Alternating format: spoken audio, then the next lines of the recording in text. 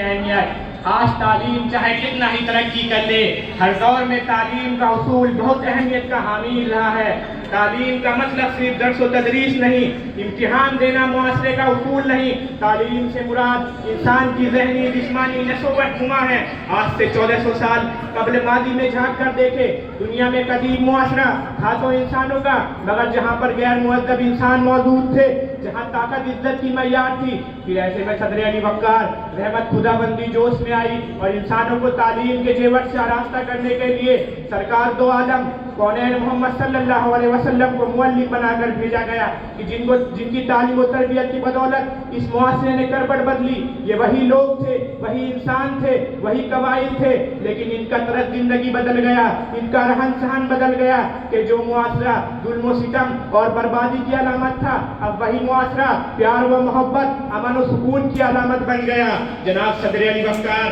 تعلیم کی بدولت ہی اللہ تعالیٰ نے انسانوں کو اشرف المخلوقات کا درجہ دیا کہ یہی وہ تعلیم ہے جس کی بدولت ابراہیم آتش نمرود میں کود پڑے، یہی وہ تعلیم ہے جس کی بدولت صحرائے عرب کی تپتی ہوئی ریت میں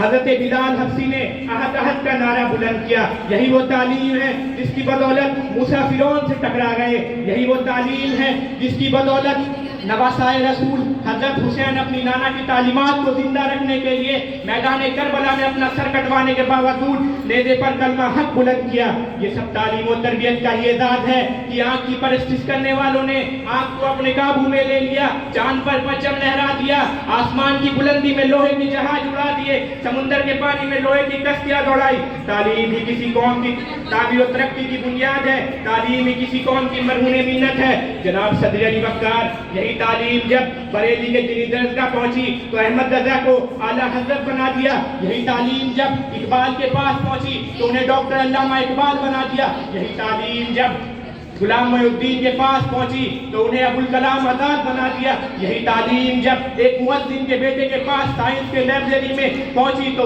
اے پی جے عبدالکلام کو ہندوستان کا میسائل مین اور راشٹرپتی بنا دیا۔ میرے پیارے مسلمانوں، تعلیم کو خدا اور بزرگوں کی طرف سے ایک نعمت مانو، اس کی قدر کرو، اپنے اولاد کو تعلیم کے زیور سے مالا مال کرو، تعلیم کے اس سما کو ہمیشہ جلائے رکھو، اسے بجھانے کے لیے ضروریات و خواہشات کی طرف سے تیز ہوا چل رہی ہے، اپنی ضروریات و خواہشات کو روک لگا کر اپنے بچوں کو تعلیم دے کر اپنے اور ملک کے مستقبل کو سنوارو۔ میں اپنی بات کو ختم کرنا چاہوں گا ایک شاعری کے ساتھ۔